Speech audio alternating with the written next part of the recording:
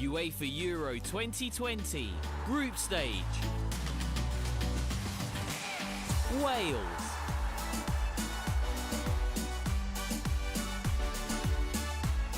Switzerland, Saturday, live and exclusive on beIN Sports Max 3. UEFA Euro 2020 on beIN Sports Max channels is brought to you by...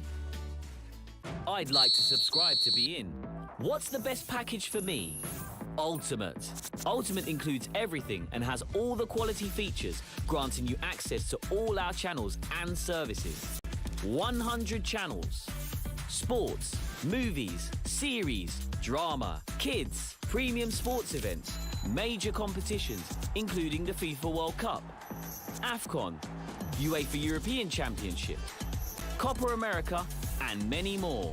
With this package, you also get the beIN 4K channel and beIN Connect to help you stay connected. In addition, you'll receive a $20 credit every month to watch the films you want on beIN Box Office and beIN On Demand. For more information, please visit beIN.com/packages. I'd like to subscribe to beIN. What's the best package for me? Kickoff package. Embark on a special journey with 79 sports, news and entertainment channels. The top sports competitions and the best European football leagues, such as La Liga, Ligue 1 and more, all live and exclusive. Major global sporting events including the Olympics, as well as tennis, volleyball, handball, basketball and athletics championships. All this plus a $12 credit every month to watch all you want on beIN Box Office and beIN On Demand. For more information, please visit beIN.com/packages.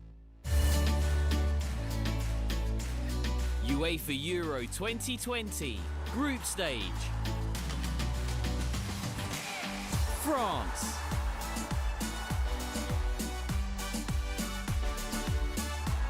Germany, Tuesday, 15th of June, live and exclusive on beIN Sports Max 3. UEFA Euro 2020 on beIN Sports Max channels is brought to you by...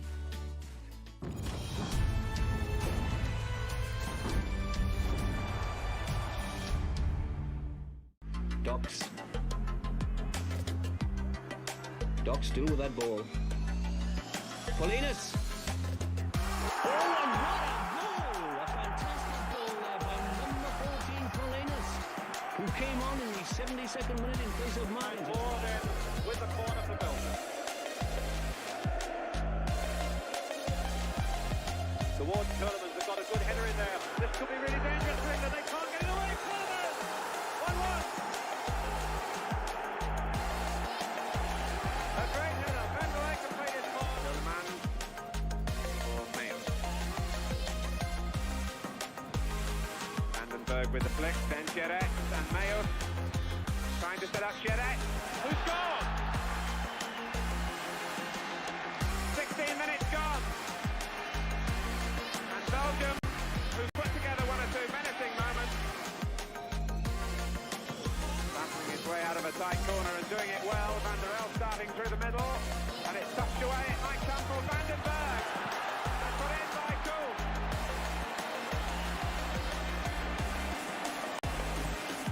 make it 1-1 against Harold Schumacher, the West German goalkeeper.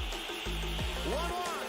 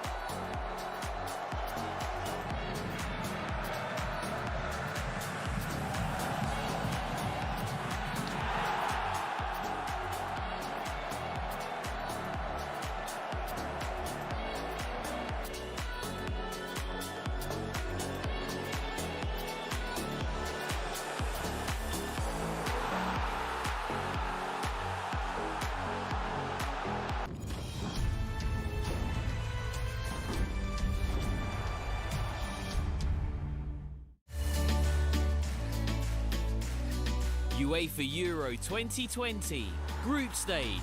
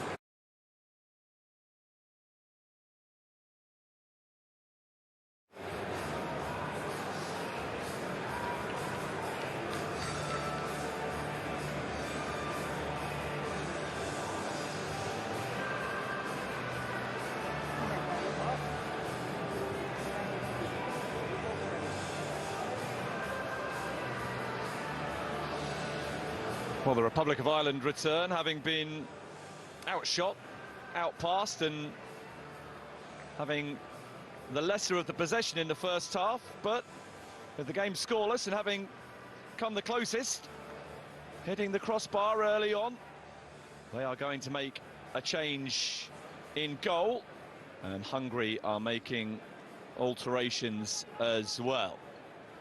Two of the players who were amongst the outstanding contributors for them on Friday against Cyprus are on, Gergo Lovrencic and Kevin Varga. As for the Republic of Ireland, it is Liverpool's Koivin Kelleher who takes over from Gavin Bazunu, who made one outstanding save to keep it goalless in the Ireland goal.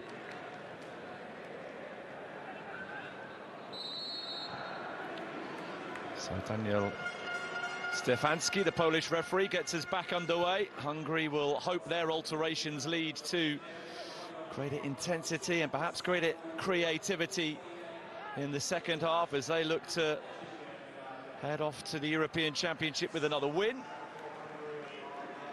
Ireland will settle with going toe-to-toe again against what is currently a superior opponent as they continue to think towards September and games against Portugal, Azerbaijan and Serbia in World Cup qualifying.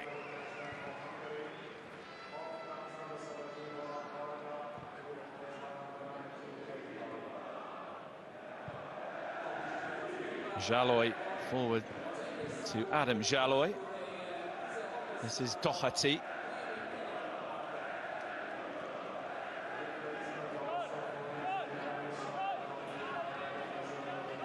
After scoring just 4 goals in Stephen Kenny's first 11 games in charge, Ireland managed 4 in the second half against Andorra. So don't discount them snatching one here tonight and making things very interesting. Here's Schaefer with the ball breaking to Noyge, advantage being played.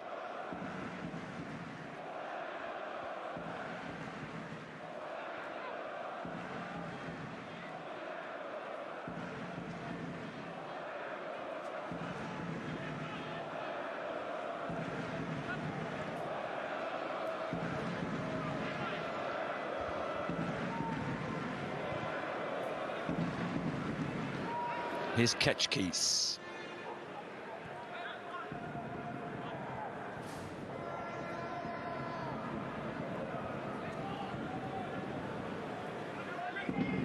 Lovrencic.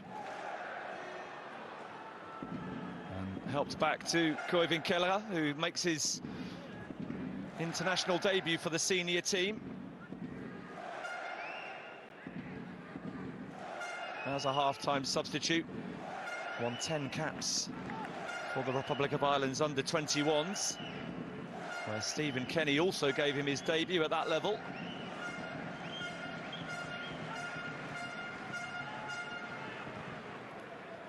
He does lay off. McLean making something of a situation which looked as though it was going to be beyond him.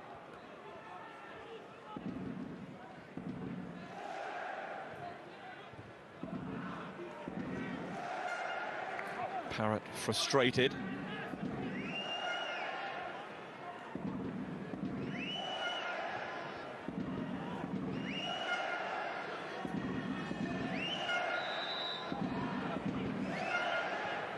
Cullen didn't quite go to ground, but he had been fouled.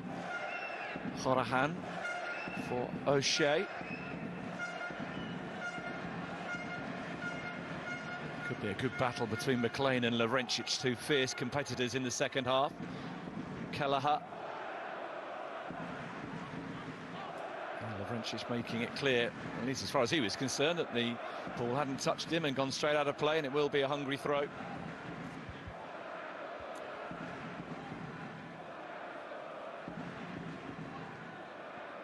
One of the representatives from Ferencváros in Hungary's Euro squad, the champions again of the Hungarian top flight.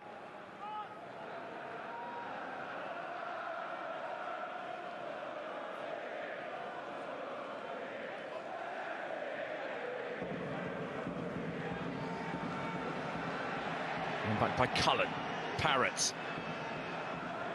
quickly ran out of options and has done brilliantly to draw the foul from Orban and win the free kick.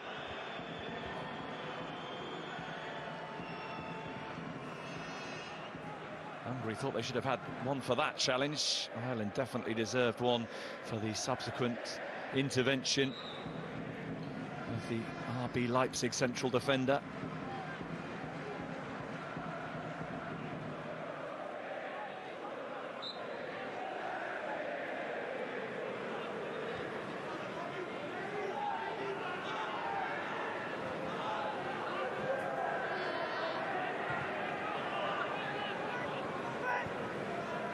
Well, that was loose from O'Shea.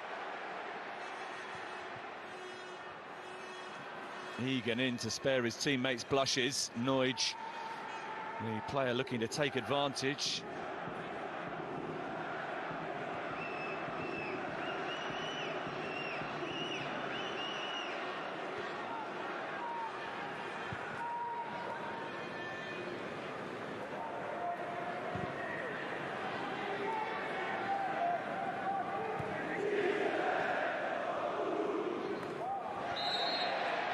Now Schaefer just was too clever and too fleet of foot for Cullen on that occasion. Must fancy his chances, Andras Schaefer, of getting the nod for the game against Portugal on Tuesday.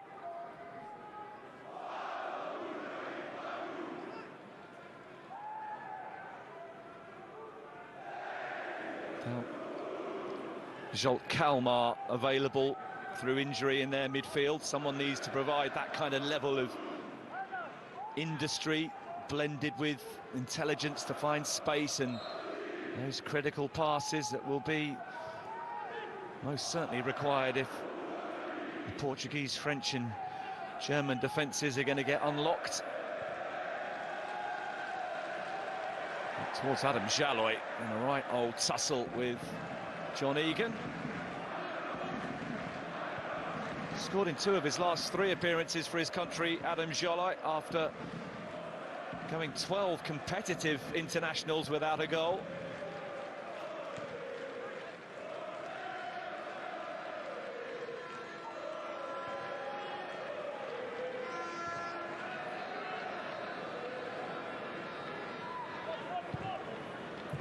Cut out by Horahan, but straight back to whence it came. Attila Jalloy finds a teammate this time, Klein Heisler. Lovrencic, blocked by McLean. Lovrencic tries again, and this time is able to find Jalloy. Ketchke's cross, flicked away by Doherty. Ireland's marauder-in-chief, Parrott, leading the way. And not leading the way past Attila Jalloy. Although it looked pretty explosive, I don't think there was any contact from the challenge. McLean. Straight into Lovrencic.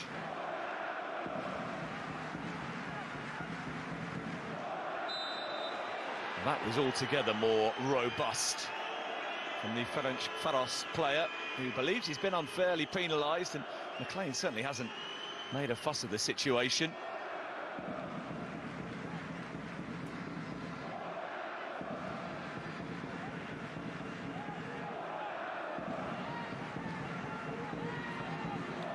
Galaci came off at half-time against Cyprus, but has maintained his position in the Hungary goal for the second half this evening. And it is he who is now preparing for this Conor Horahan free kick. Dealt with by Adam Jalloy. Retrieved by Cullen. McLean. Situation well read by Lovrencic.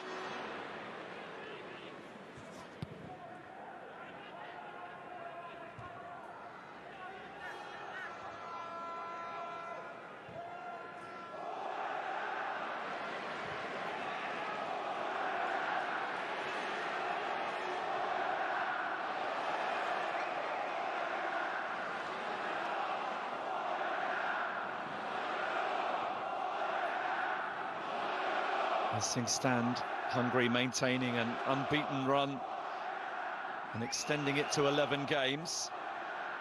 They would much prefer to extend their winning run from 3 to 4.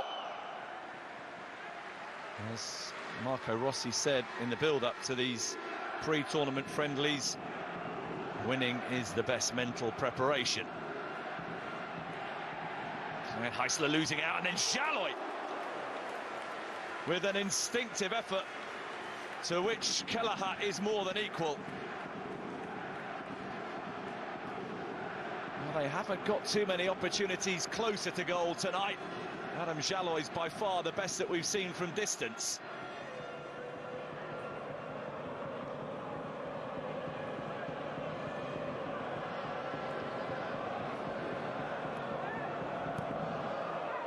Ida placed to head away the corner.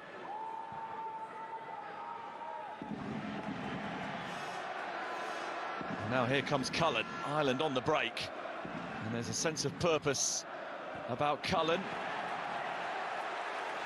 And Laurentius' challenge is such a good one that not only does he win the ball cleanly, but it comes off par at last for the throw-in.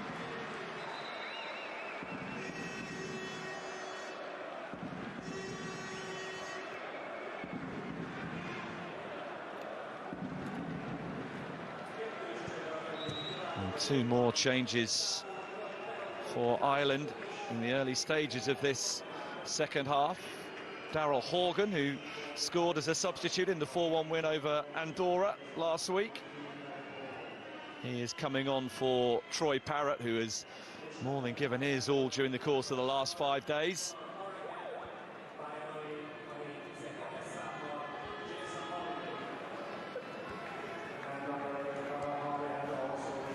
Horahan is the other making way. And his replacement will be the Brighton and Hove Albion player who's spent this season on loan in the second tier in England with Preston, Jason Molumby.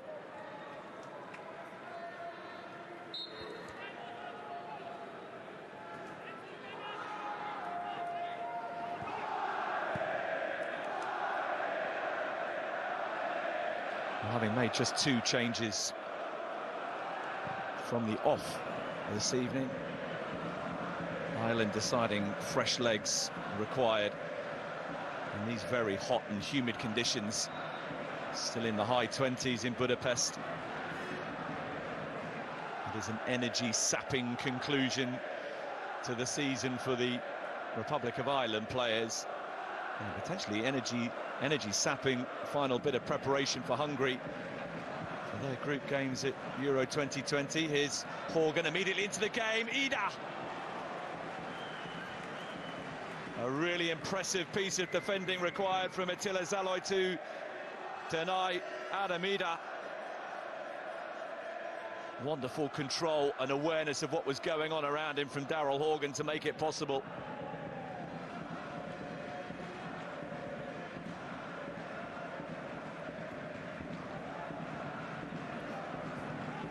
'58th minute of the game, and this is Ireland's first corner kick. McLean takes. On the reach of Duffy, and now here comes Klein Heisler. Molumby straight into the action, the substitute, one of 2 that's just come on.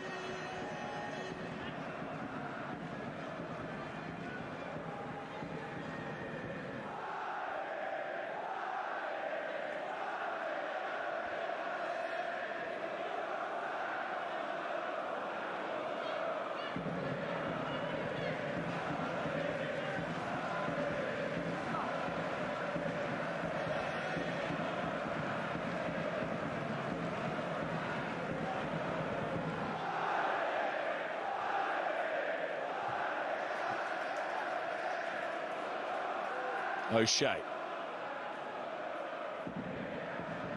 Horgan, who's definitely injected some energy.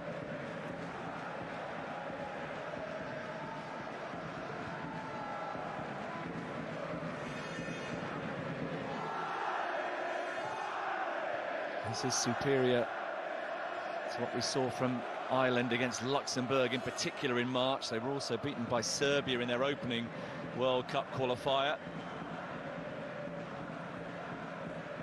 Doherty preventing the corner, but not the throw-in.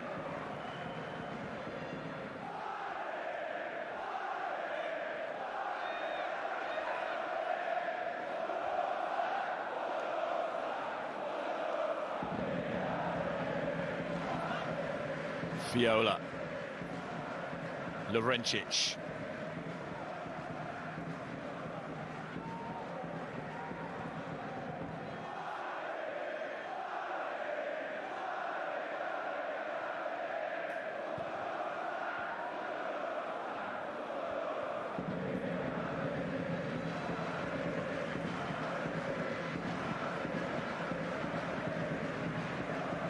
Jaloi.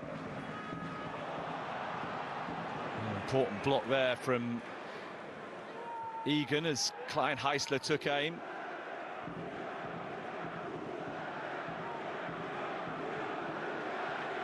Viola, a player of immense versatility, can play in the back three, has played wide on both the right and left in recent times.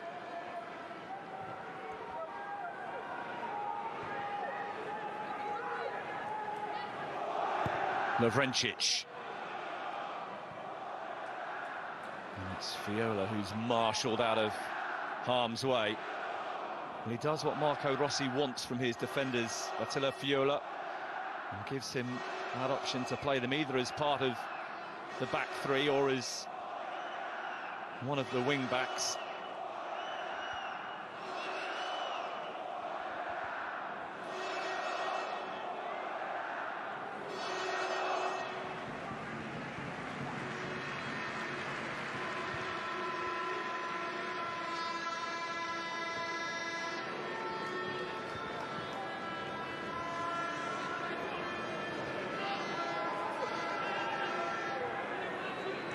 Well, Hungary will feel that they are the team that provides some uncertainty and some jeopardy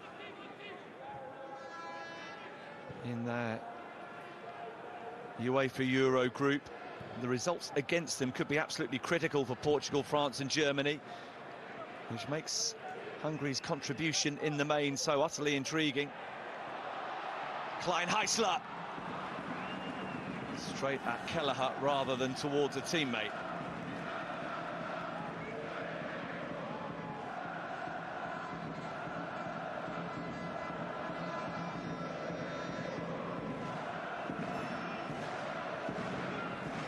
Those nations who all sit in the top 12 in the world rankings that lie in wait for Hungary will know that any slip-up against the more lowly ranked member of the group could be absolutely terminal to their progress. Somewhere along the line you expect Portugal, France and Germany, the games between the three of them, to cancel each other out. Well, Peter Galacci's final contribution to the evening is to try and generate even more noise inside the Sousa Ferenc Stadium. On in his place for his first cap for his country since March 2016 comes at goalkeeper Adam Bogdan. Klein Heisler also being withdrawn, and it is the very popular figure of Loic Nego who comes on for him.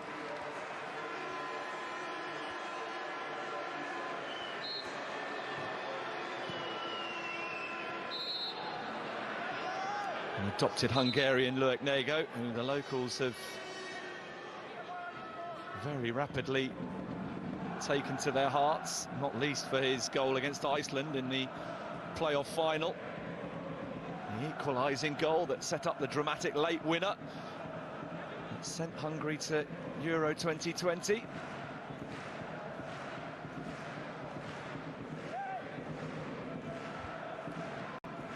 Cullen with the latest set piece to orchestrate for Ireland.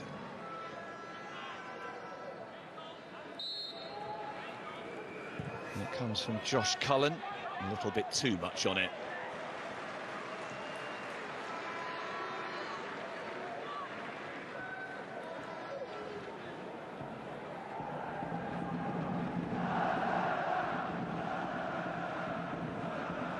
Well, all about implementing what's been described as a radical shift for the Republic of Ireland, creating a stronger squad towards the resumption of World Cup qualifiers.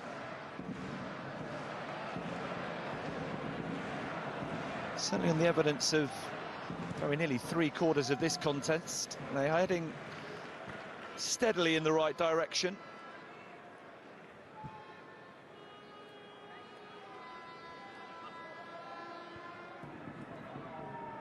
The level that Hungary have been at since international football returned in September is something that Ireland must aspire to.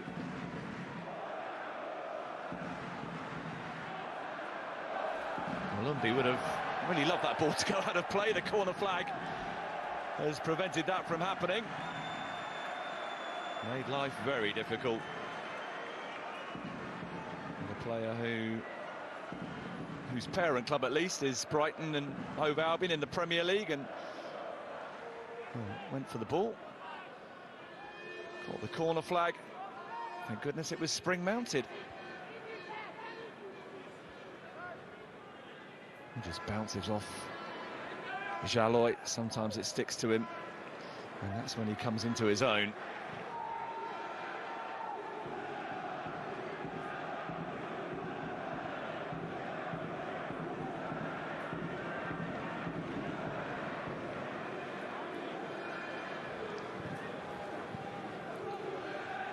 Hungary have swapped one former Liverpool goalkeeper for another. There is a current Liverpool goalkeeper in the Ireland goal. Noige caught. Malumbi encouraged to calm himself. Noige will be familiar to one or two in the Ireland team, because he, like they, plays his football in the second tier in England.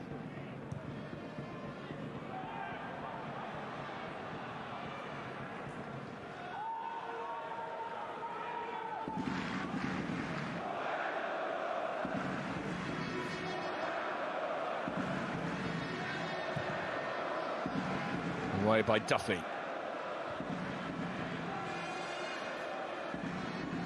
Here's Ida.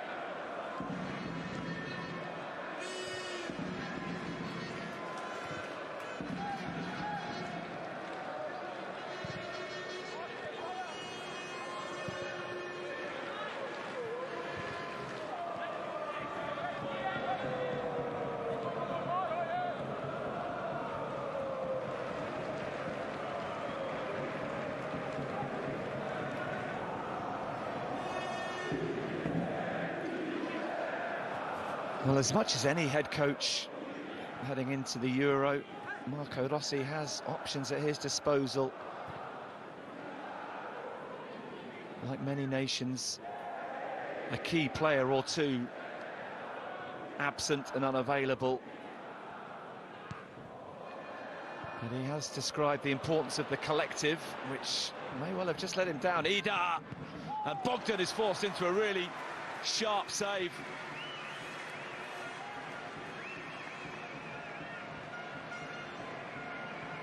Well, a replacement goalkeeper at both ends of the field. They've both been called into action since their introduction. Ida testing Bogdan down low. It would have had to have been something pretty special from that kind of distance and nowhere near close enough to the corner.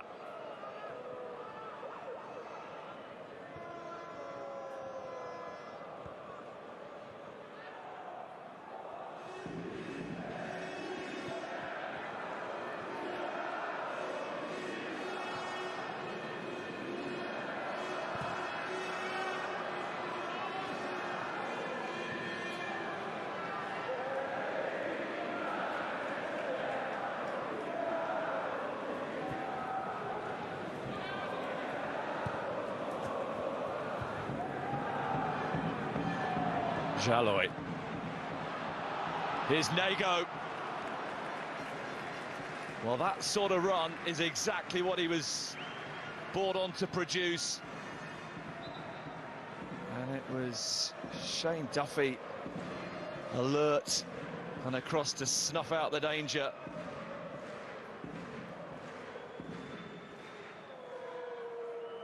May have been to the detriment of his own well-being.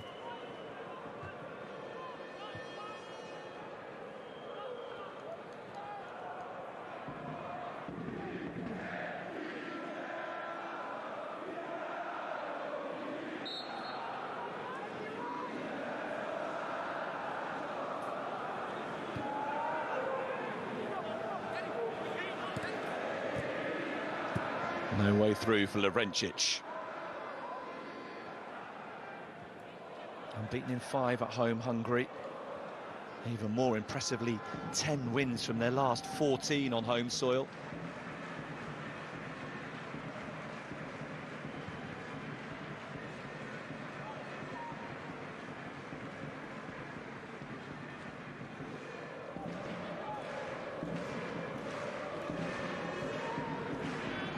Russia and Slovakia, the team that ended Ireland's Euro hopes. The only two to have left Hungary victorious from the last 14 visitors.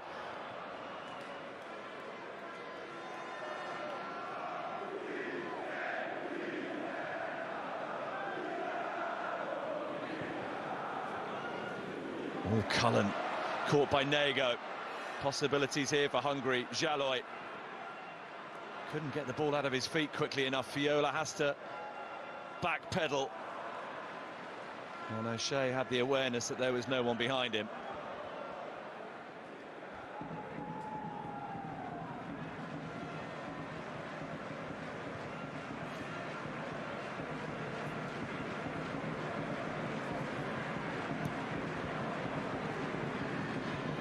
Ida. Knight goes to ground under the challenge from Attila Jaloy.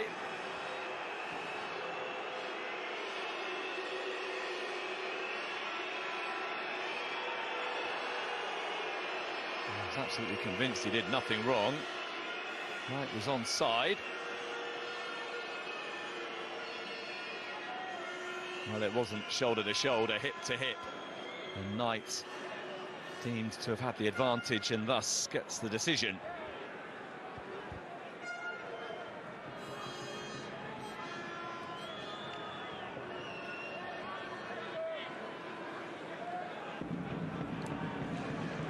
Ireland do have a good record in Hungary. They've only ever lost once in 6 visits. Cullen's free kick. And no chances taken by Schaefer. Just got confirmation there. Incidentally, Attila Jaloy was showing a yellow card. Whether it was for the challenge or his protests, it matters not.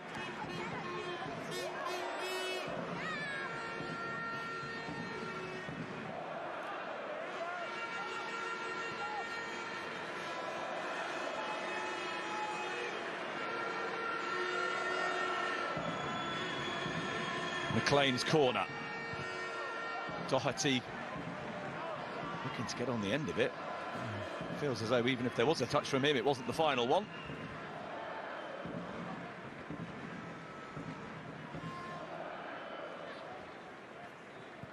Seems to be evidence to support his view.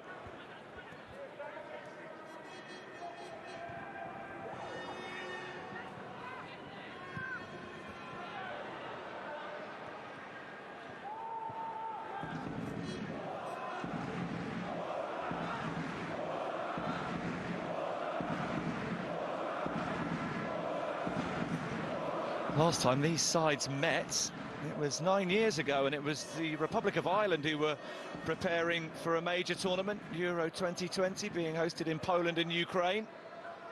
Roles reversed this time around. That game finished 0-0.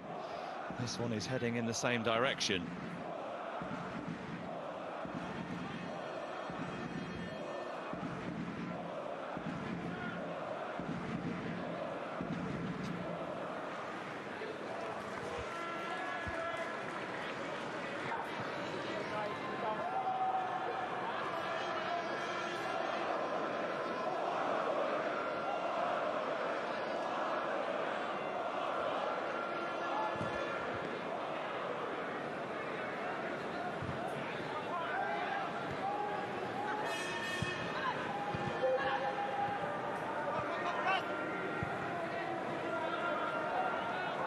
They've knocked the ball around at times with confidence, Ireland.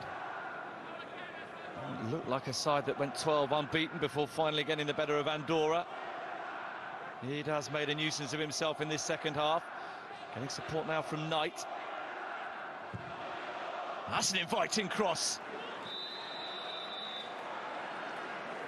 Well, Ida, in his attempts to get on the end of it, has been penalised.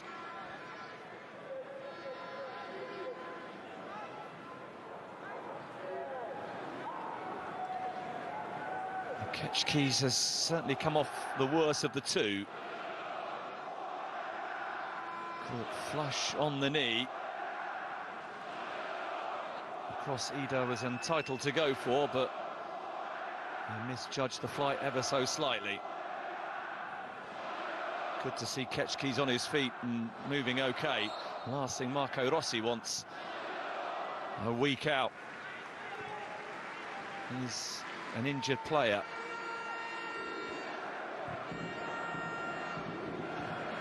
Viola.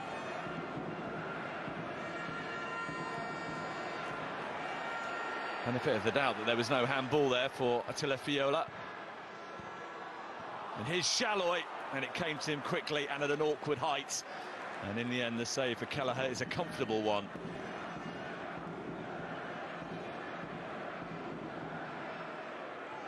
Whipped in with menace by Viola. Shalloy just didn't have time to set himself. Probably doesn't even count as a half chance.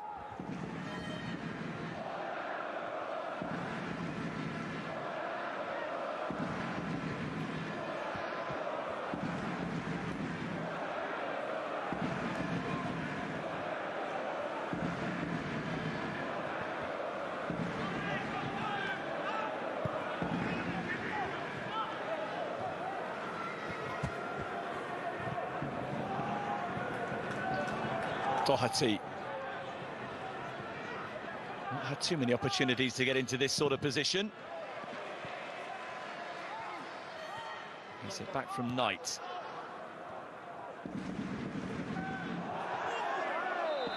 And he's caught by Attila Shalloy. The only player on the field to have been shown a yellow card.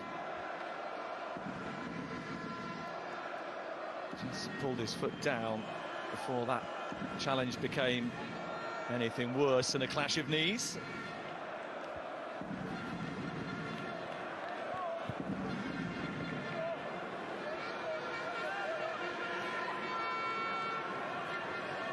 Ireland with an opportunity to put doubts in the minds of a Hungary side that is otherwise brimming with optimism about what's to come.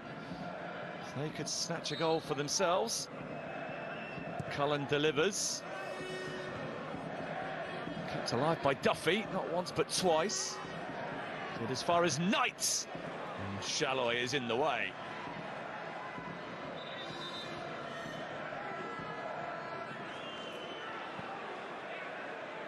And Viola goes to ground.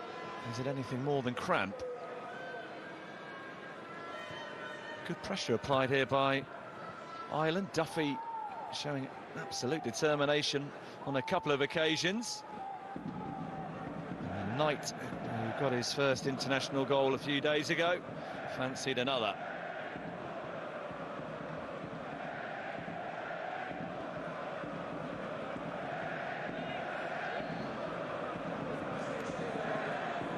Well, Viola makes way, and a player who made his debut against Cyprus last time out comes on for the final 12 minutes.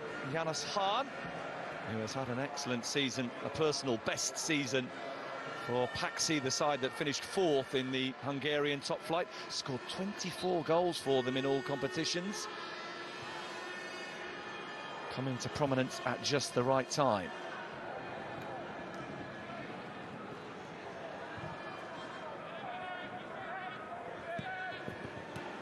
Sensational control from Knight.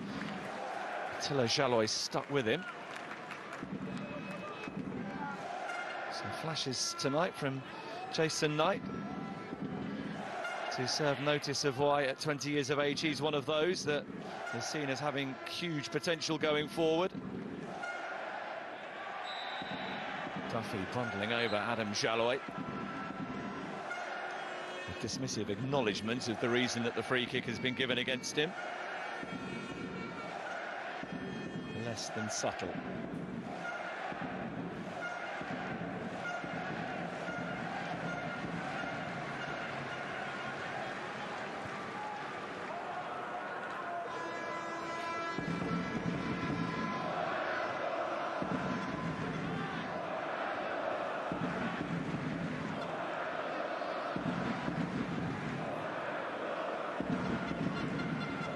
Ketchkis.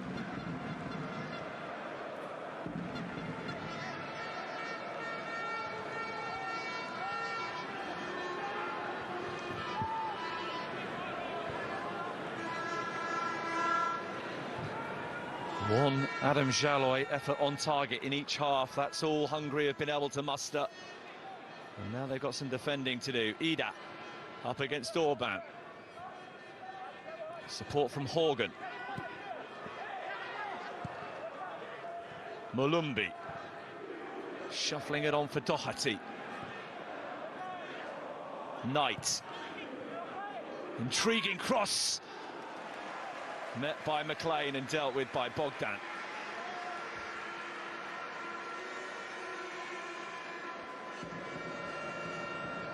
The second save that Bogdan has had to make since replacing Golaci. Kelleher at the other end called on over only once. Might have just been going wide, but from the Bolton, Liverpool, Wigan and Hibernian goalkeeper not taking any chances. Played the final 5 league games of the season for the champions Ferencváros, which is why he's another who has shown what he's capable of at a critical stage.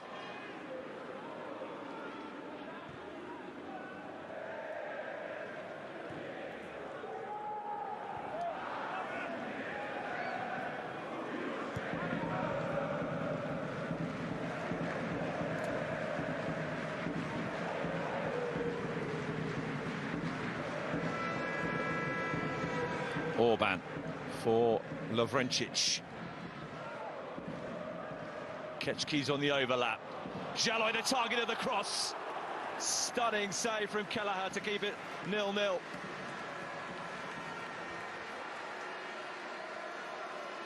A focal centre-forward presence that Hungary were missing on Friday night has come to the fore tonight. Jaloy, but once again he is thwarted. Full stretch and the fingertips of Koivin Kelleher.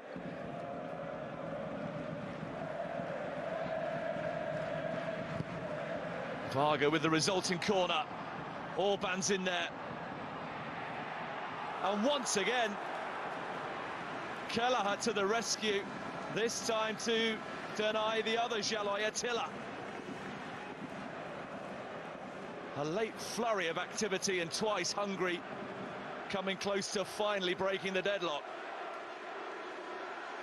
They really thought that was the moment.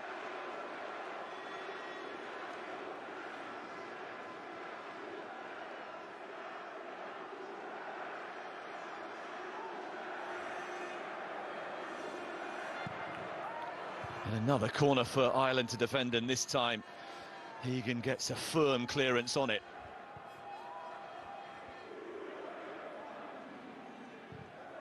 Couple of what might have been moments of encouragement for the hosts.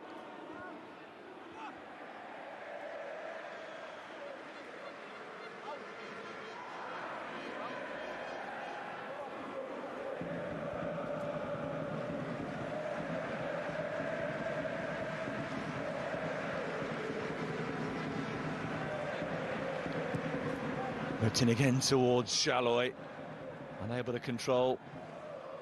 Back once more for Lovrencic. Here's Nego.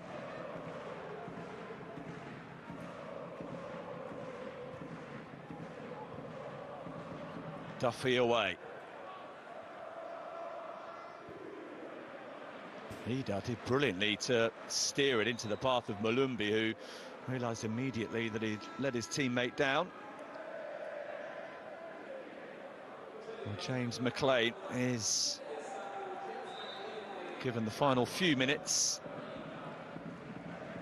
and is, as he heads towards the near side, pointed in the direction of the far side, to which he is considerably closer.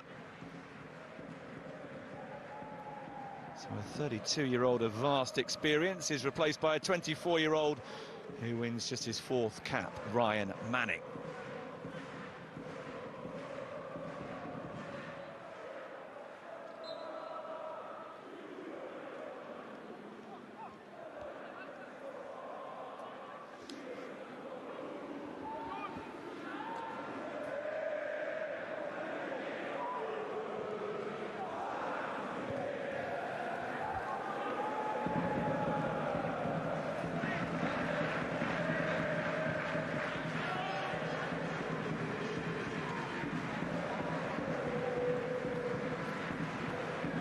his Orban.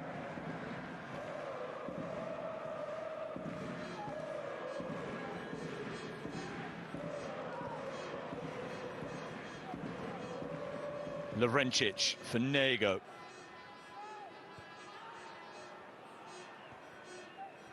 Noij.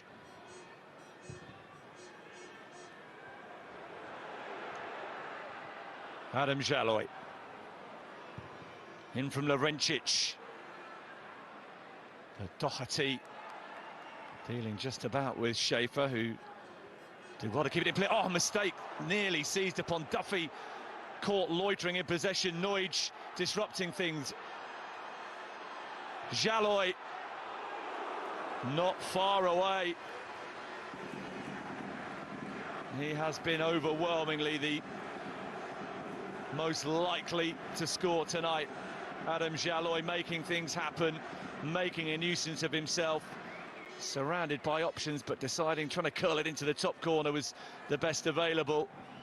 Having produced some heroics, Koivin Kelleher can watch this one sail past the outside of the post.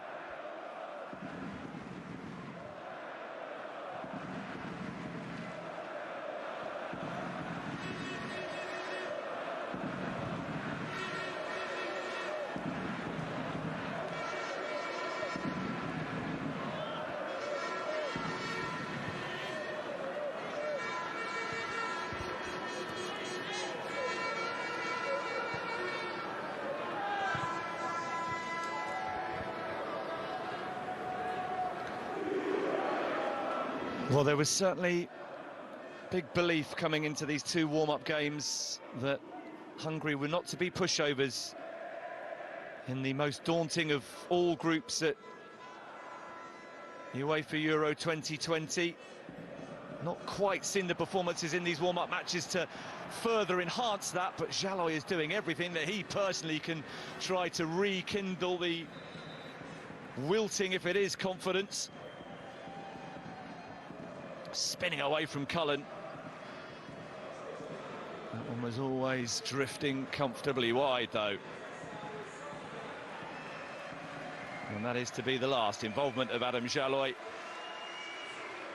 He passes on the captain's armband to Attila Jaloy.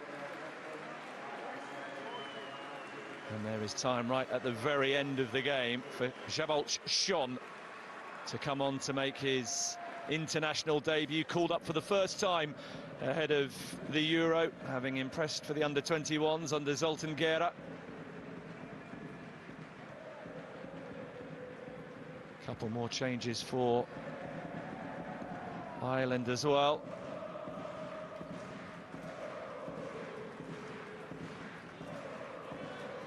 James Collins, who dropped out of the starting lineup this evening, is on for Ida for the final couple of minutes. And another debutant is coming on, Chiedozie Ogbene, a 24-year-old who was born in Nigeria and plays his football in England for Rotherham, having grown up in the Republic of Ireland.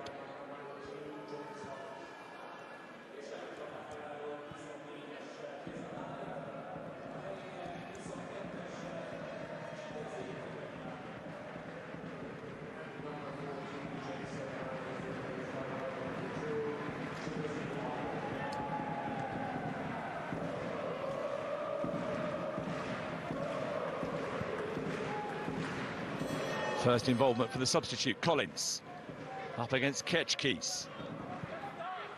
Horgan. Oh, what an introduction this could be! It is Ogbene who fires the ball into the side netting seconds after coming on. Oh, hello. Called up to the senior squad for the first time, getting his first taste of action. The angle, though, against him, doing something spectacular.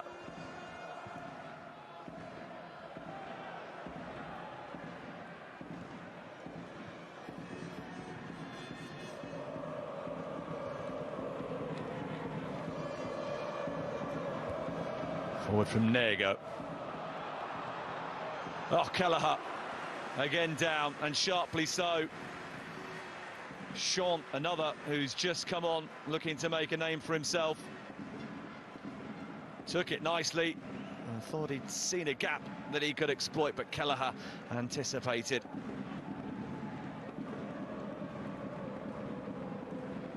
We're into those 3 additional minutes.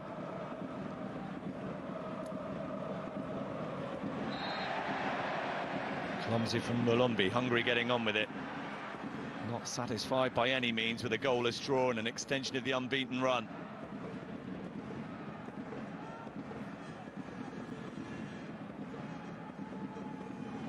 Just 1 goal scored in 2 warm-up games.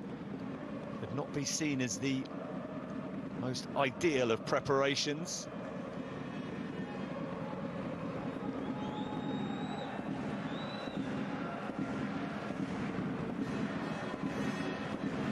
After a 1-0 success over Cyprus, that would have been 2-0 if Nikolic hadn't seen a late penalty saved. That game looks like it's going to be followed up by a goalless draw against Ireland, unless late on Attila Jalloy can make something happen. Away by Duffy. Horgan over the top for Ogbene to chase. He's got space to exploit. Ogbene. Cleared only as far as Doherty by Orban. Here's Chiedozie Ogbene. Possession stripped away from him by Sean. Here's Schaefer.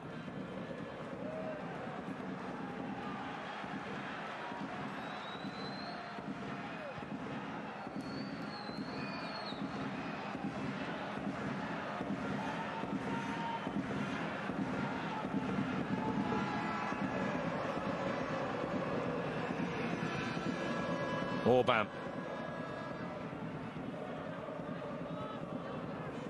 Into the final minutes. Organ caught very late by Noij.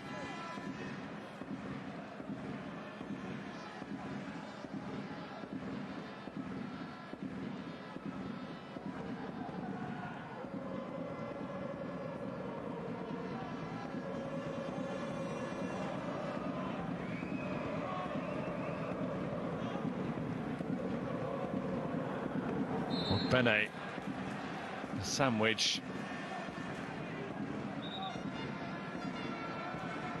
Hahn judged to have been the committer of the foul. This represents the final chance for a goal in the game.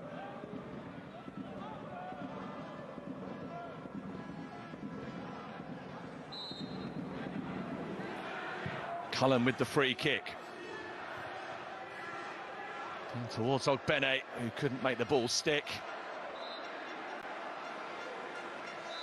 Well, Hungary head into UEFA Euro 2020 on the back of an 11-match unbeaten run, but not with the late flourish that they would have liked. Held to a goalless draw by the Republic of Ireland, even though very late on they came very close on more than one occasion.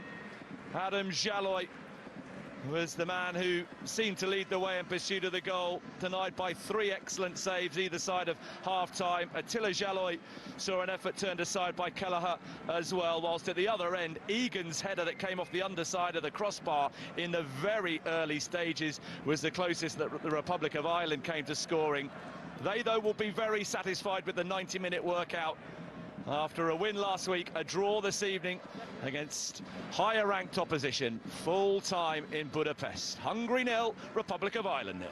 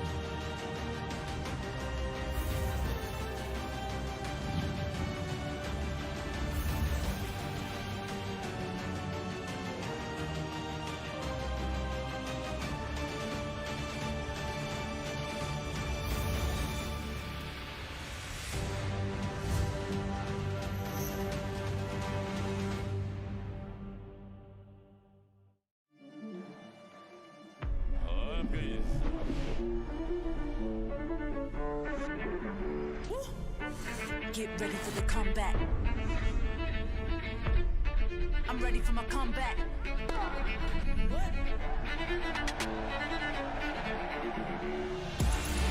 ready for the comeback. So just get ready for the comeback. I'm ready for my comeback. So just get ready for the comeback.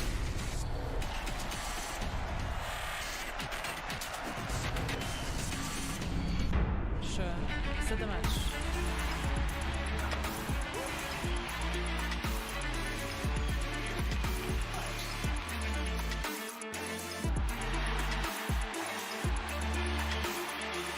So just get ready for the comeback.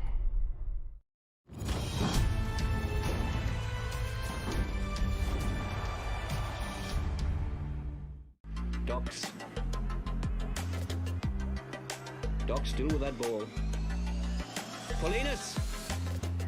Oh, and what a goal! A fantastic goal there by number 14, Paulinus, who came on in the 72nd minute in place of Martin. Forward in with the corner for Belgium.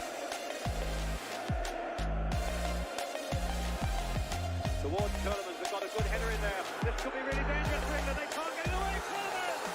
1-1. A great header. Van der Eyck played his part. Gilman for Mayo. Vandenberg with the flick. Then Cheret and Mayo trying to set up Cheret, who scored. 16 minutes gone. And Belgium, who've put together one or two menacing moments, battling his way out of a tight corner and doing it well. Van der Elf starting through the middle, and it's touched away. It might come for Vandenberg.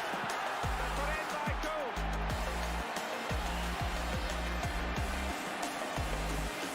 Make it 1-1 against Harold Schumacher, the West German goalkeeper. 1-1.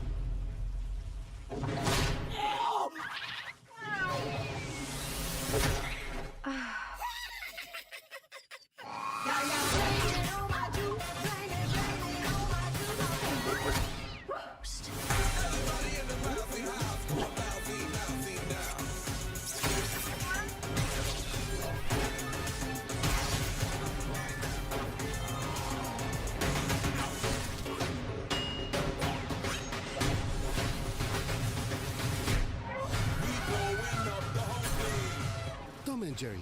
Available now. Buy and keep from beIN on demand.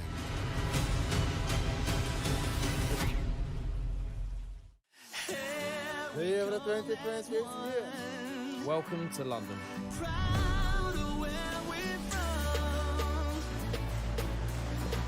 St. Petersburg. 11 different countries. Rome. Amsterdam.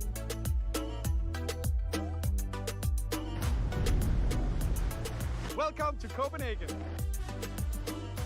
11 beautiful cities. Welcome to Budapest.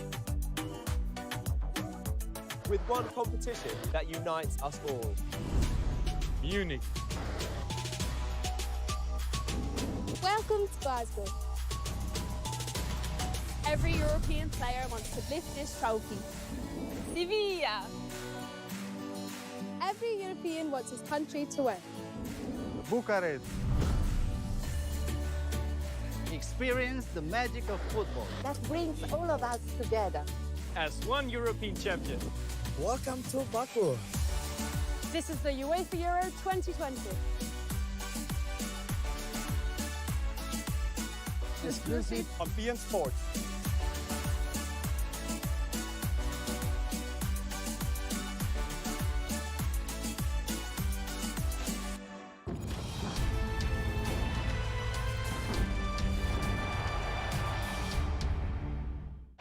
Wholehearted Ashley Williams leading out Wales, epitomising the desire and devotion of the whole Wales squad, always stronger together. Leading out Belgium, a man who knows this area all too well. Eden Hazard back in Lille, where he was instrumental in helping the club to a League and Cup double, their first trophies for 56 years. Well, global interest in this one. Here's the Wales side, which just about picks itself these days. Hennessy in goal, then a centre-back three of Chester, Williams and Davis. Williams okay after his shoulder injury. Gunter and Taylor working as wing-backs. Taylor scoring the 3-0 win over Russia. The industry of Alan Ledley and Ramsey, with headliner Gareth Bale alongside. The only change in the side, Hal Robson-Kanu returning up front. And for Belgium, well, in front of Thibaut Courtois, Jason Denayer comes in for Thomas Vermaelen, who's suspended, while Jordan Lukaku replaces Jan Vertonghen, out with torn ankle ligaments. Witsel and Nainggolan add some protection, but the real force of this team is just ahead with the quality, the creativity of Carrasco in for Mertens today, De Bruyne and Hazard. Romelu Lukaku spearheading the attack, winning his 50th cap. The team's top scorer, with both his goals coming against the Republic of Ireland. The last meeting settled by a single goal from Gareth Bale. But it's Belgium pushing and probing. Taylor for Bale. Really attacking Belgium's defence, Gareth Bale! Side netting.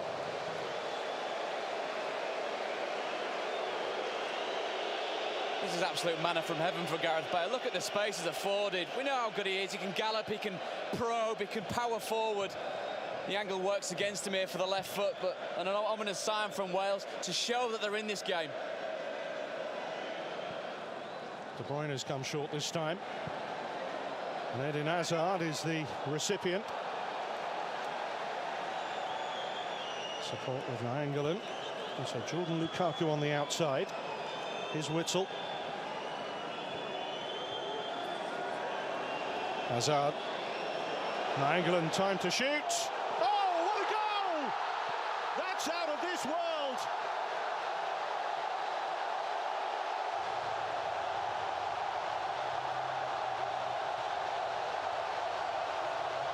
As soon as it left his right boot, it just flew into the top of that Wales goal. This is just simply stunning. What a strike. Nainggolan's, he's got the power, he's got the accuracy. Just seems to drop just before Hennessey's looking to make contact with both hands. But he's afforded so much space on the edge of the box. I think it's the pace more than anything that beats Hennessey, because that height should be tipped around the post. It's the pace that's killed him.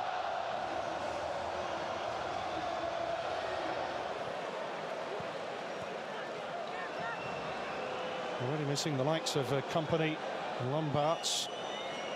Here's Allen. Oh, and Nainggolan tripped by Allen. But play continues, and here's Ramsey.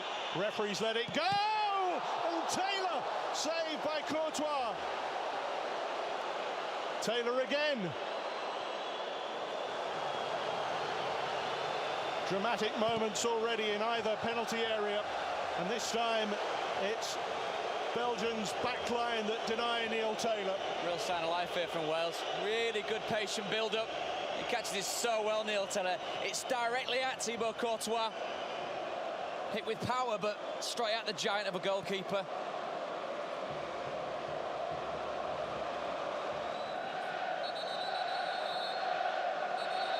Well, the referee's not happy with the holding and jostling inside the penalty area here. It's an interesting one. It's almost like a link chain. Acting as blockers. You used the word feisty, Steve. I think we could see more of that. Dudley spins away! Ashley Williams for Wales!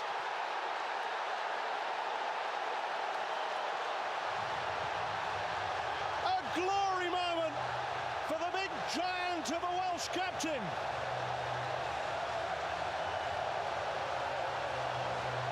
Back in it.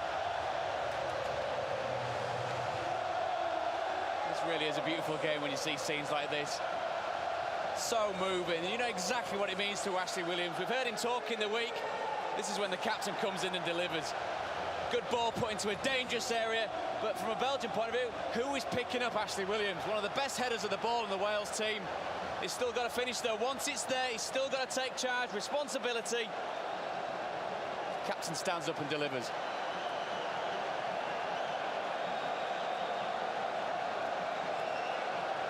Just his second goal for his country. The last one 6 years ago against Luxembourg.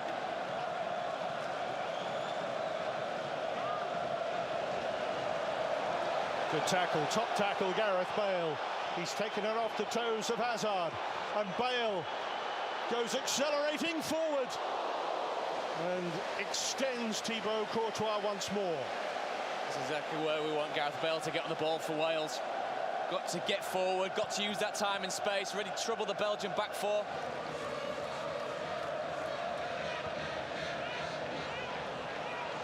Ramsey allowing the ball to roll and opening up the space in the process. Look at that, Robson Kanu.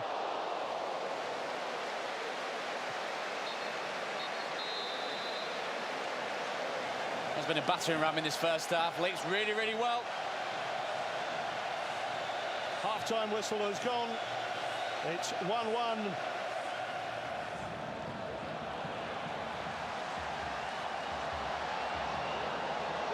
Hazard, trademark run. Not the finish he produced against Hungary. But Mark Wilmots is winding up the fans here now. There's the feeling, the energy coming from the team. We do normally see these nests in the bottom corner from Eden Hazard. Real good sign that he's coming to life in this game for Belgium. When they need him, they need the talisman.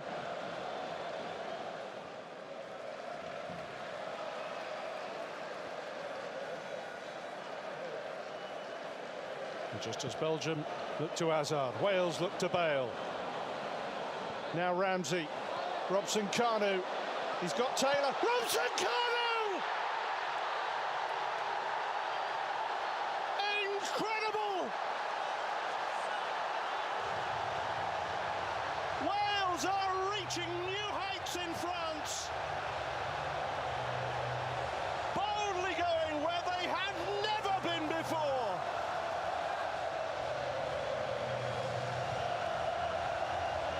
New heights is exactly the correct description, Steve. We're seeing performances from players that are levelling themselves up with some of the best in the world. Every single Belgian player thinks Robson Kanu is going to lay this off. He sends three of the defence completely down the river. Look at this for a wonderful bit of composure and turn. But once he's turned, he's got Thibaut Courtois to beat. Can he beat him? Look at that. It's quite exceptional goal.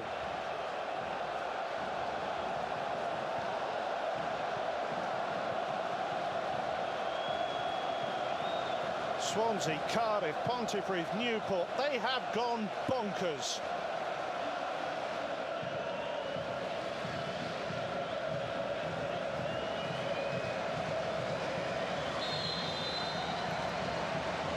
Kevin De Bruyne. Tame. It's not been a vintage display of Kevin De Bruyne's set-piece taking abilities. Corners haven't been up to his usual standard. Nowhere near enough pace on that to really trouble Wayne Hennessy.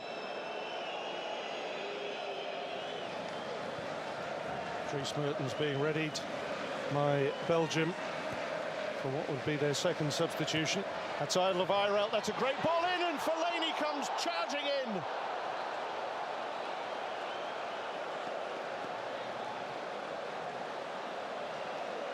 This is a real warning sign for Wales. They do switch off. Aaron Ramsey not tracking his man into the box. I think we're all expecting to see the net bulge then. He had enough time and space to attack it, Marouane Fellaini.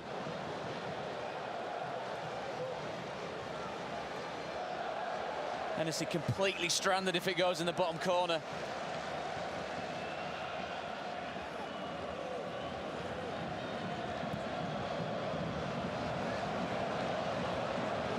Vokes in the middle. Vokes! Oh!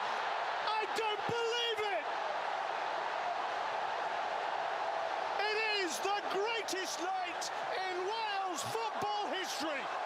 And Belgium are battered!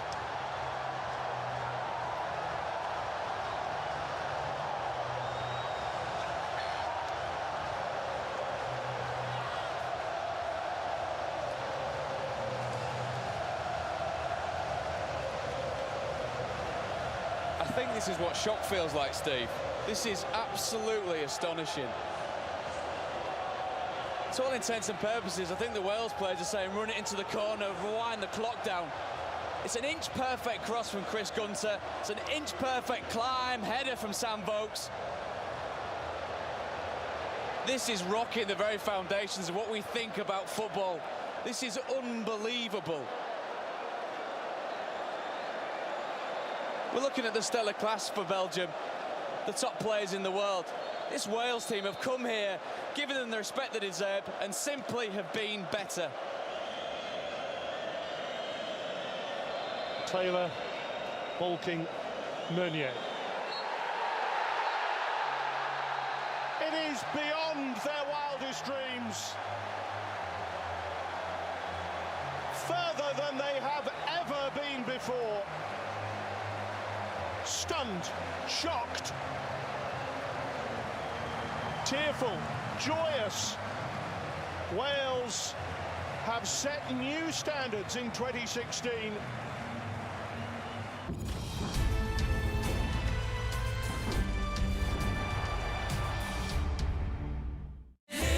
Group C of the 2020 European Championships comes from Bucharest and Amsterdam, as the Netherlands look for their first title since 1988, alongside a Ukraine under the leadership of legend Andrei Shevchenko. Also featuring are Austria and tournament debutants North Macedonia. The 2020 European Championships, live and exclusive on beIN Sports Max channels.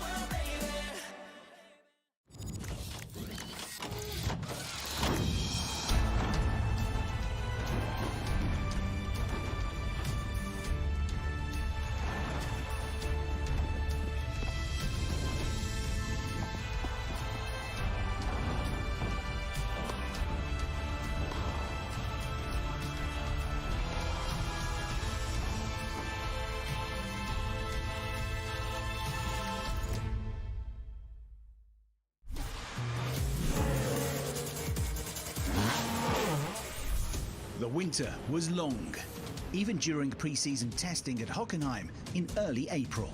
But there is simply no way to stop the DTM. I think it's super exciting times. The start of the new DTM era, awaits with a lot of diversity. Many different cars out there, new names, old names, famous names that are, going to be part of the grid. And I'm really looking forward to go out there, race those guys, and hopefully, fight for the top spots during this year. 4 weeks later, Lausitzring. Testing continues, engines roar, and this special, magical feeling is everywhere. To me, it's just the toughest touring car class in the world. Best drivers, best teams. New brands, new faces, from Class 1 to GT3. A great success story in motorsport is in transition, on its way. Racing against some of the best drivers in the world, it's just, they are experts in this category of racing. The drivers are ready to make their mark, to become part of Europe's most popular race series in this 2021 DTM season.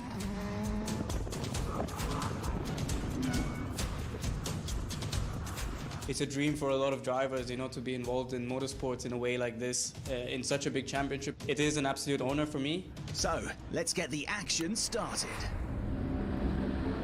The season will get underway on the 3rd weekend of June at a legendary circuit in the Royal Park of Monza.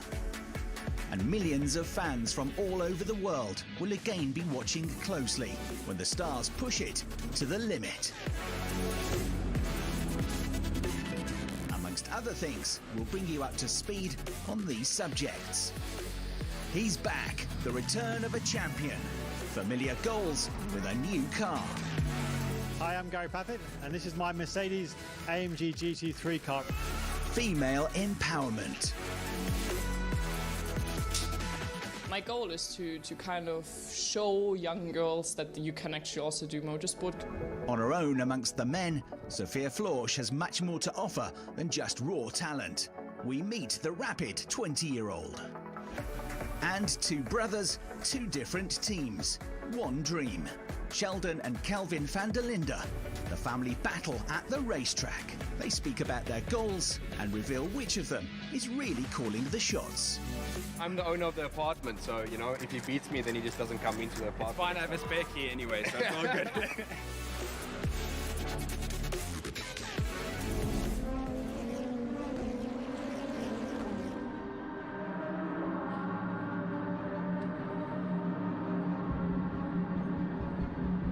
Mein Leben ist Motorsport. Und darum kann ich mir schwer vorstellen, dass ich jetzt noch auf einer Hütte sitze und den Motorsport hinter mir lasse und nur noch von alten Zeiten träume. Irgendwo an einer Rennstrecke zu gehen und nur das Rennen anzuschauen, ist mir auch zu fad. Und darum habe ich mich irgendwann entschieden, die DTM zu übernehmen und weiterzubringen. For Gerhard Berger, DTM has become something close to his heart. As an ex-Formula One star, he knows every aspect of motorsport and understands when something is worth making an effort for. Wir haben die Aufgabe gehabt, wieder ein tolles Produkt aufzustellen mit einer technischen Reglementsänderung. Und das war nicht ganz ohne, das war kein Selbstläufer, aber am Ende des Tages ist was richtig Gutes herausgekommen. The starts already promise plenty of action. Instead of standing starts, the races will now get underway with a rolling start. Many things have changed, but the DTM remains what it's always been, the pinnacle of touring car racing.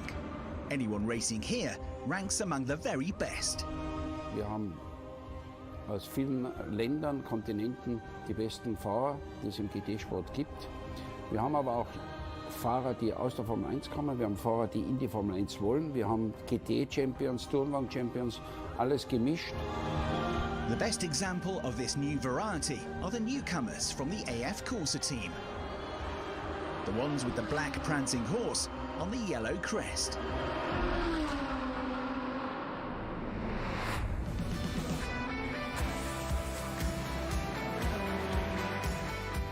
As a kid, I was obsessed with Ferrari.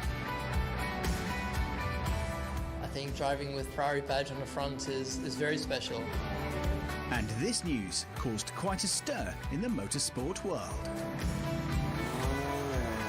Mit der Hilfe von Red Bull ist es dann auch gelungen und ich glaube, das war auch schon ein wesentlicher Meilenstein in diesem Aufbau, in dieser Wintersaison. If you say the name Ferrari, anyone would say, wow, it's one of them brands, few brands in the world where it's a privilege to drive under that manufacturer. Who would have thought it? DTM is serving its fans a special combination this season. Very few would have expected such a collaboration.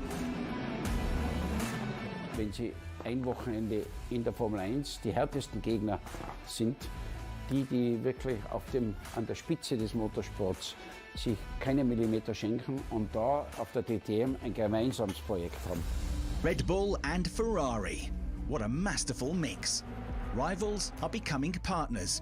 Only DTM can achieve this.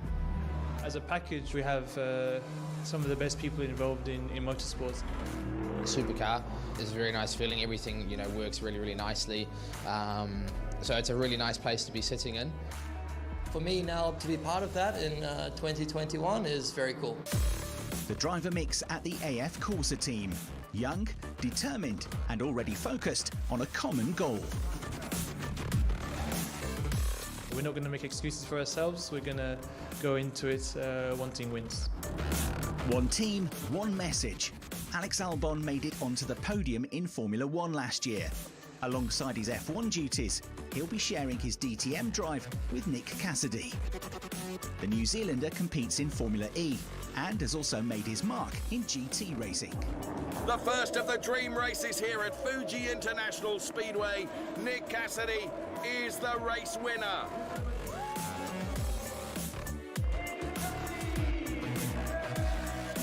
I'm not coming here to play around and have fun. I'm a racer and I want to be competitive. Liam Lawson, the third man. The rapid rookie from New Zealand showed his potential during the test days. Well, I know how big this championship is, and I remember how many fans there were, how big it was, how professional it was. It was definitely something that was cool to watch. So for me, I'm super excited to be a part of it. And the season opener will be a home race, Magic Monza. In mid-June, fans will no doubt take particular interest in this new European Champions connection in the pit lane. Ferrari was very passionate people, a lot of Italians behind the team, and I like their way of racing. They put their heart into it, and hopefully it will show on the circuit. Ferrari, welcome to DTM. And it's nice to see some familiar faces again.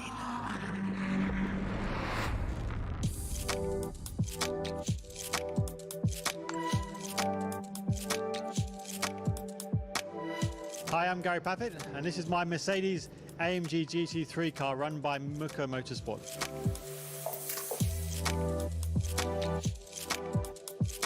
The AMG has a front engine, so as you can see, quite a long bonnet, a very distinctive shape, the Mercedes AMG GT. So as we sort of walk around the car, you can see a few distinctive, the big, large air intake here.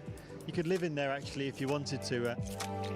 As we go through the very sort of sloping roof design of the car, inside you can see how far back we sit.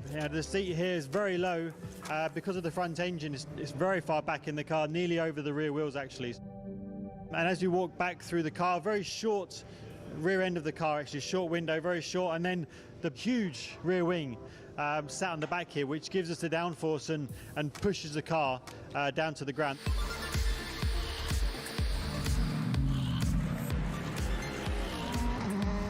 The one special thing about this car compared to any other Mercedes AMG GT3 on the grid, we have the Schaeffler Paravan force feedback space drive steering system. So there's no steering column actually, it's driven by a force feedback unit and a motor at the front.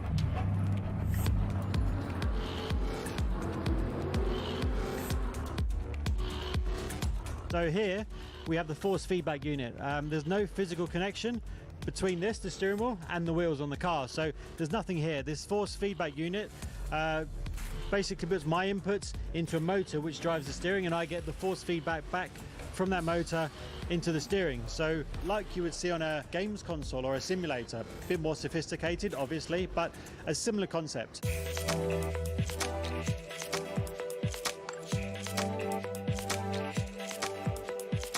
It's one of its kind, the first time a car like this with this system has ever been raced competitively. So something certainly quite different about this car and something special, and it's just fantastic to be a part of it.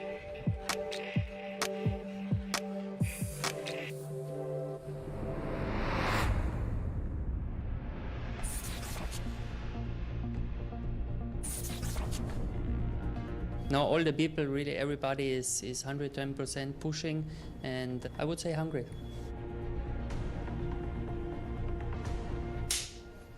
Hey guys, Lukas Auer speaking. I'm from Austria and I will be racing this year in DTM with Mercedes AMG and Winward.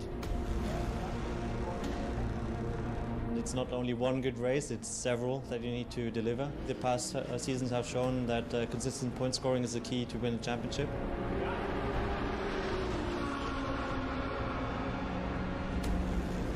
My name is Philip Ellis. I'm driving for Winward Racing on the 57, the AMG GT3.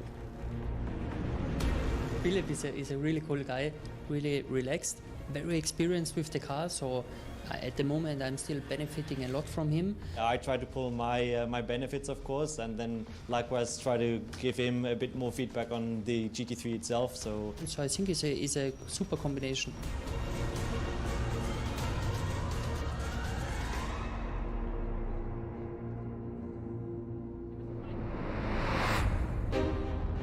Somebody else eager to make it to the top is rising star Sophia Flörsch. Hey everyone, I'm Sophia Flörsch, I'm 20 years old and I'm from Munich, and I'm gonna race in DTM this year for Abt Sportsline. Well, motorsport is my life, let's say. So, I mean, I'm 20 now. I started with racing when I was 4 years old. And I did finish my school, I did my Abitur, but still racing was always everything for me. I mean, I'm still having long blonde hair and still have my nails done, but still I'm racing quick cars.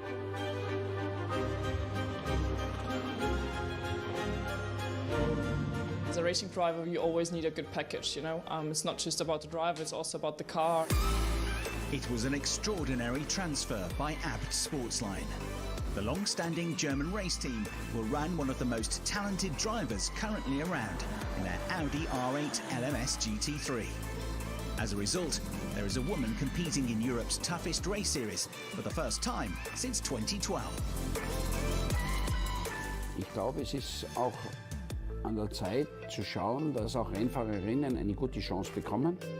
Und die Sophia ist bei uns in der DTM und ich glaube, sie ist mehr als willkommen.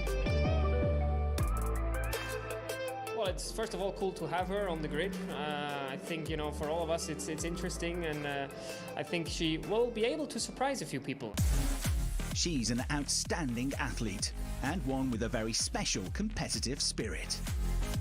I'm still, let's say, fresh. I still have some big goals I want to achieve compared to other drivers here who probably already achieved their goals they had. So I'm still, hungry, let's say, for some success. It will be the first time that Sophia Flörsch has raced a GT3 car. But throughout the test days, the woman from Munich impressed, surprising her fellow competitors by getting straight onto the pace. I think she brings, you know, a lot of attraction to the championship. I think she's very fast, talented, and you know, DTM is special. We all know that. Ich finde, die macht es sehr gut. Sie verkörpert einerseits die Frau, andererseits hat sie die Muskeln, auch gegen die Männer im Sport anzutreten. In 1992, Ellen Law wrote DTM history. She was the first, and so far, only woman to achieve a race win in her Mercedes. To do so, she overtook ex-Formula One world champion Keke Rosberg in spectacular fashion with 2 laps remaining.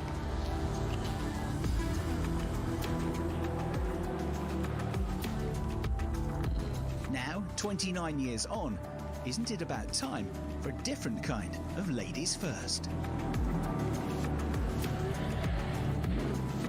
She was the only and the last woman to win a DTM race, and for sure at some point this record or this win needs to be happening again. I mean, I'm here, so I'm gonna of course try my best. I mean, it's my rookie season, so yeah, let's take it slow, step by step, but for sure winning is the goal at some point. A passion for motorsport, as well as an important message that is always being carried.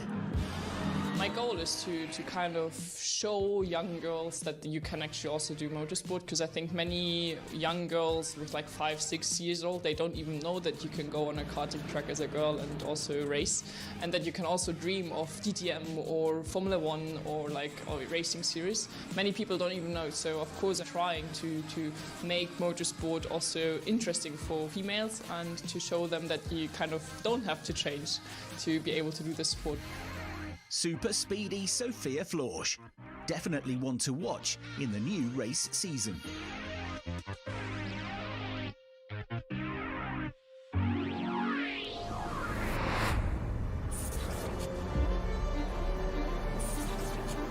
We're gonna have a strong new era of DTM, but I've been part of it for many years and looking forward to be many more.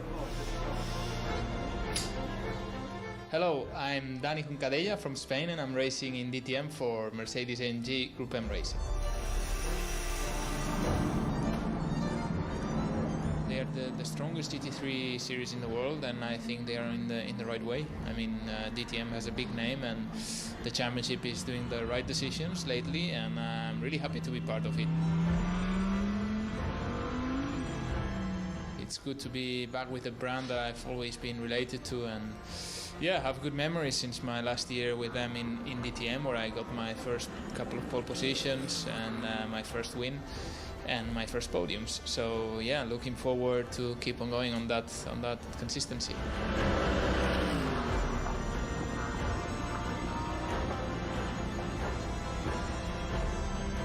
Looking to build on that, I think people should start to fear me for this year.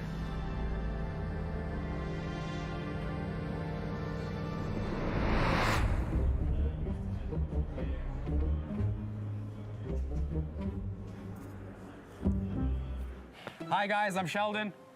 No, you have to say Van der Linde. No, you have to say it, because you're saying your name. You have to say Van der Linde and I say Van der Linde. Well, that went well. After 27 years, the DTM has another real family jewel on the grid. Hi guys, I'm Sheldon. I'm Calvin. And together we are the Van der Linde brothers. And with their relaxed attitude, the two smart golden boys from South Africa are conquering the European motorsport world. Hopefully it encourages younger people to also step in now into Europe and prove that we have some really good drivers in South Africa. I think that's also really important to show the world that the South Africans know how to do it on track. Once the visor goes down, the beast comes out. The Van der Lindes.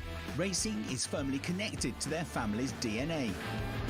Father Sean was also successful in touring car racing, so stepping into the driver's seat was only logical.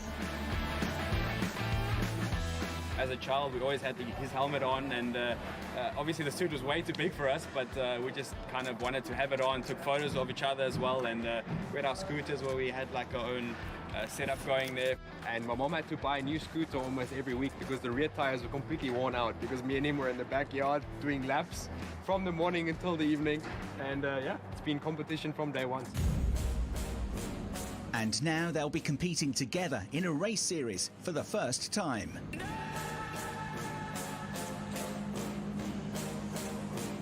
It's always been our dream to be racing together in the DTM, so for it now finally to happen after 2 years of myself driving there is really cool. I think it's going to bring a lot of challenges with it, but yeah, I think the fans are looking forward to it as well. I think it's exactly what they wanted to see as well, and for us it's going to be cool to race against each other for the first time ever. And the entire setup makes things very interesting. The elder brother, Calvin, will be racing as a rookie with an Audi that's run by the Abt Sportsline team. In the past, he's been very successful with GT cars. Now he wants to challenge for race wins in DTM. To do so, he's getting all the right tips from his flatmate. He shares an apartment in the south of Germany with his younger brother, Sheldon. We live together, so we spend a lot of time together, and I ask him a lot of questions. He asks me sometimes some questions, and that's why we basically just jump off each other and we make each other stronger, and hopefully it pays off. In this series, the younger sibling is the more experienced of the two. Back in 2020, at Assen, in the rain, he became the youngest ever race winner in DTM. Another first-time winner of the DTM, and this time it's Sheldon van der Linde. Yes! Yes! Yes, boys! You freaking geniuses! From P50 to P1, baby! Yes!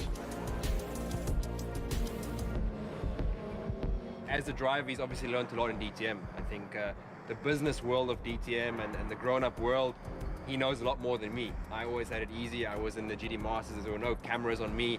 Nobody really was paying so much attention to me. So I can learn a lot from him. On the grid, Big Brother wants to show Sheldon what he's capable of. So what's it going to be like when the two come home after a race weekend?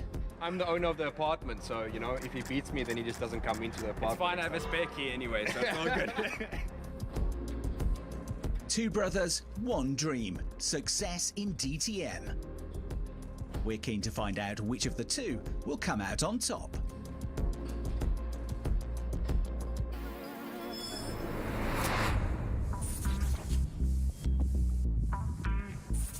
Hi, I'm Arjun Maini from Bangalore, India.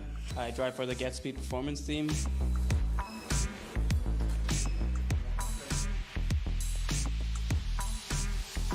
I used to watch my father. He used to be a hobby driver back in India, and he used to take me to the track, and ever since then I fell in love with the sport.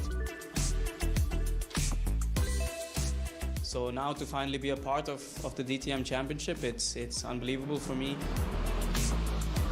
I have to just make the most of my opportunity that I have. And of course, it would be great to come away with some wins and podiums. It's the question of all questions prior to the start of any new season. Who has what it takes to win the title?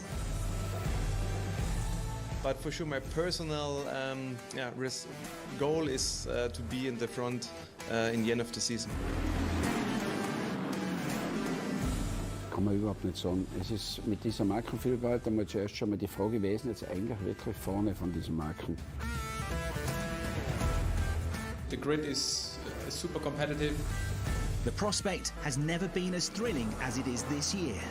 As a result of the switch from Class 1 to GT3, we have an intriguing contest. DTM champions taking on GT3 professionals. Younger talents pitched against seasoned stalwarts. It will be definitely an exciting season, you know, with a lot of different brands now, new drivers, very international, some experts on the GT3 cars.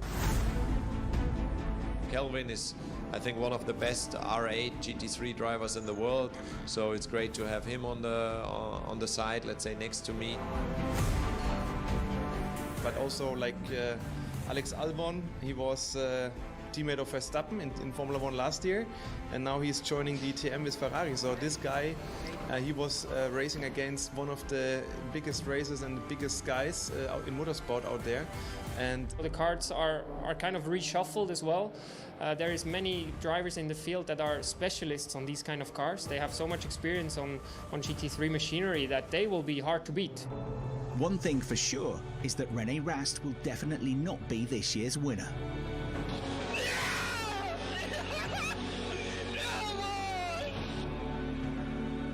With 3 title wins from the past 4 years, he's moving and clearing the stage for a new champion. I think you know, what he has achieved in that short amount of time is very impressive, and he's pushed me a lot to become a better driver. Therefore, 2021 could finally be Nico Muller's year. In the past 2 seasons, the Swiss driver has come agonisingly close to the title. he was finishing in the top 2 last year. He's striving for the rings, and I think he's the guy to beat. Finishing second was not bad. It definitely, especially in the first year, it was a satisfaction. Last year it was not so much, and it makes you just even hungrier to make it happen. You know, we wanna win, and I'm very motivated to go all in for that. However, these 2 winners have all the right experience. They're both already 2-time champions. Marco Wittmann and DTM returnee Gary Paffett.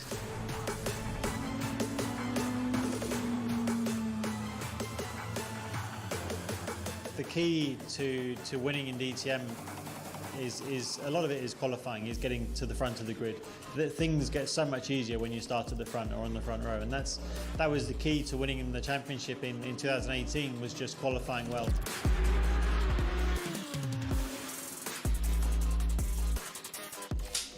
Hi, I'm Marco Wittmann from Germany, and I'm racing for Valkenost Motorsport.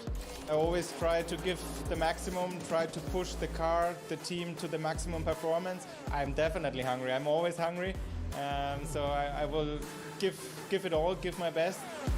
One will drive a Mercedes for Muka Motorsport and the other a BMW for Valkenhorst. However, both will race in the series without a teammate. Will that be a disadvantage? Obviously, you cannot have a look on any data, so you are by your own, you know. You have to figure out yourself where to improve, where to maximize the performance. And then there's this two-time GT Masters champion from South Africa. At last, Abt Sportline's Kelvin van der Linde will be making his DTM debut. I think Calvin has a lot of experience in the GT3 R8. I mean, he didn't really drive anything else in the past years, so he's for sure a benchmark. Honestly, I think it'll be tight this year. It's going to be interesting. I don't even know how it's going to be, the racing. I don't know how close we will be on the track. I don't know how good BMW will be. I don't know how good Audi will be. And that's the exciting part about DTM. Nobody knows. Never before has the question of who will become the new DTM champion been more fascinating. It's time for the action to finally get underway.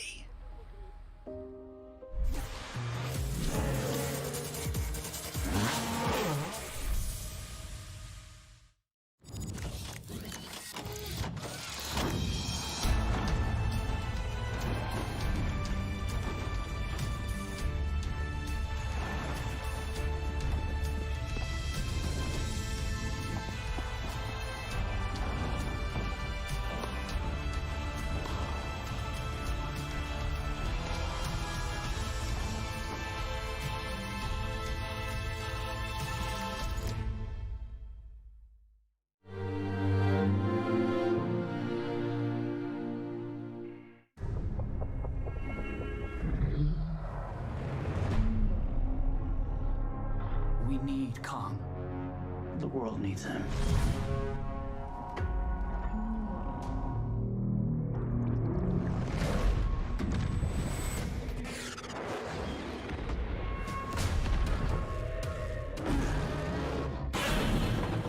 It's Godzilla.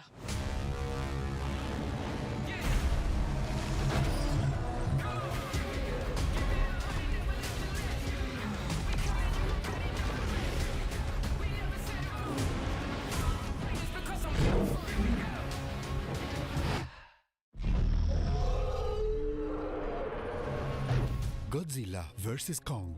Available now. Buy and keep from being on demand.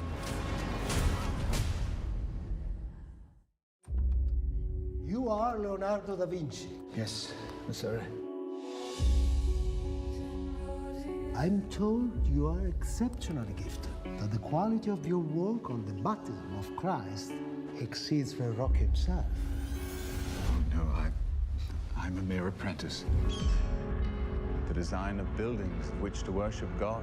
I don't draw like the others do. You don't talk much like them either. One discipline surpasses all others. My art is the noblest endeavor.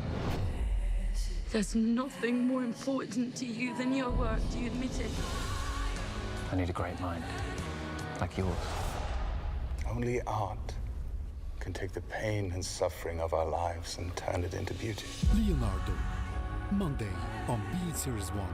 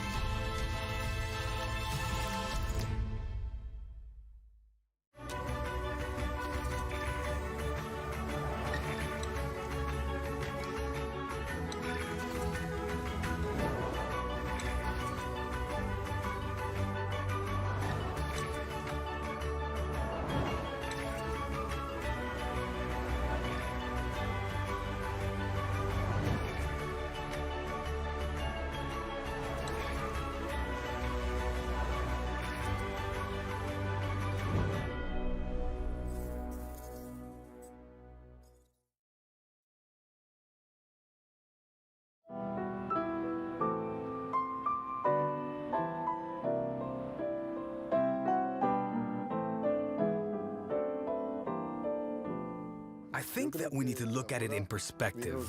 Zamora was the first celebrity. When I was young and we played the card game Moose, we used to say 1-0 and Zamora in goal. He was the first player whose fame exceeded that of the bullfighters. Before games, they lifted him onto their shoulders at the station. Bravo, Eduardo, pero ten en cuenta que el balón hay que sujetarlo con el cuerpo. Fíjate, tira suave. They made a film about him, Se Casa Zamora. There were adverts. He did things that before then hadn't been done here. His big appearance in front of the media was at the Olympic Games in Antwerp, which is when Spain had a team for it for the first time. He had a great game there against Denmark, and from there, he became a legend.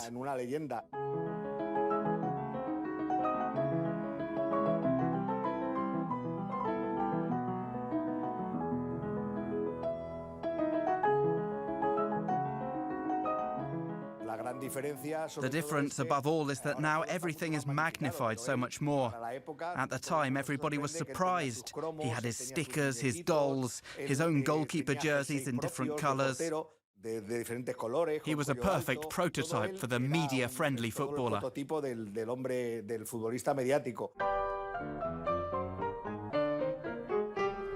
They say, and I don't know if it's true, that when the First Republic was declared and Niceto Alcalá Zamora was president, Stalin asked if it was the goalkeeper who had been named as president. He must have thought that we had appointed somebody that the entire nation would accept, and that Ricardo Zamora was that person.